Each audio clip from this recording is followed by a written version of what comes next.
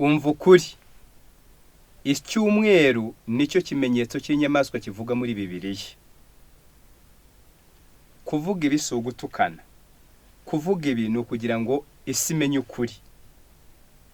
Muri Bibiliya isabato yitwa ikimenyetso cy'Imana. Ibyo byanditswe mu gitabo cyo Kuva ibice 31 umurongo wa 12 n'uwa 13. Uwiteka yabwiye Mose ati, Uwiteka abwira Mose ati, kandi ubwira Abisirayeli uti ntimukabure kuziriza amasabato yanjye kuko ariyo kimenyetso cyanjye hagati yanjye namwe.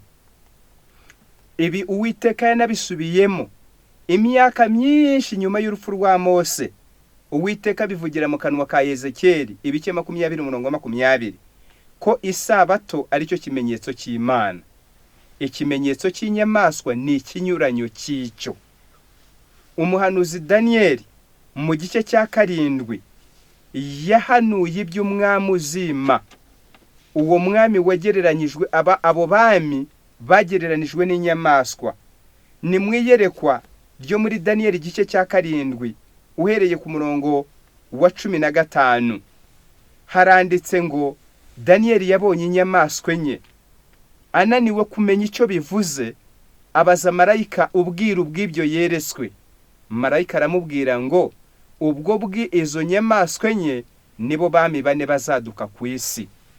Noneho inyamaswa ya 4 yo ifite ikimenyetso cyayo. Inyamaswa ya 4 muri abo bami bane bahanuye bagombaga kwaduka ku isi yari ubwami bw'i Roma, ubutware bwa Roma.